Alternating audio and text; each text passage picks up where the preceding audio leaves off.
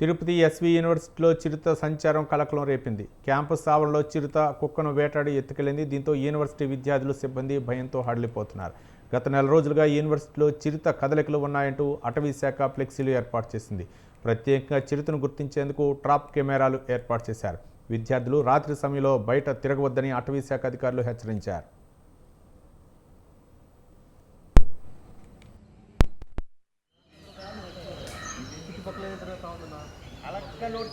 ఇది వేసేసింది, తినేసింది. 2 రోజులు బొమ్మ ఉండింది, ఇప్పుడు దాన్ని వేసేసి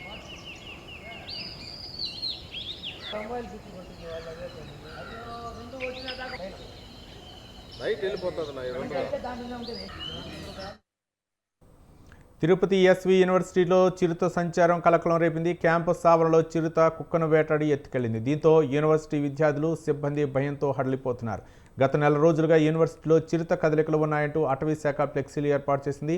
ప్రత్యేకంగా చిరుతను గుర్తించేందుకు ట్రాప్ కెమెరాలు ఏర్పాటు చేశారు. విద్యార్థులు రాత్రి సమయంలో బయట తిరగవద్దని అటవీ శాఖ అధికారులు హెచ్చరించారు. దీనిపై మరింత సమాచారం మా కరస్పాండెంట్ ప్రసాద్ ఫోన్ లైన్లో సమాచారం అందించడానికి సిద్ధంగా ఉన్నారు. ప్రసాద్.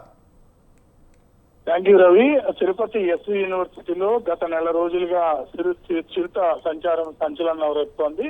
అయితే గతంలో ఎస్వి వేదిక యూనివర్సిటీలో చిరుత సంచారం అక్కడ బోన్లు ఏర్పాటు చేశారు అధికారులు. అదేవిధంగా సీసీ కెమెరాలను కూడా ఏర్పాటు చేశారు. ఈ నేపథ్యంలోనే ఈ రోజు గత 2 రోజులుగా చిరుత సంచరిస్తోందని చెప్పి విద్యార్థులు అయితే అధికారులకు సమాచారం అందించారు.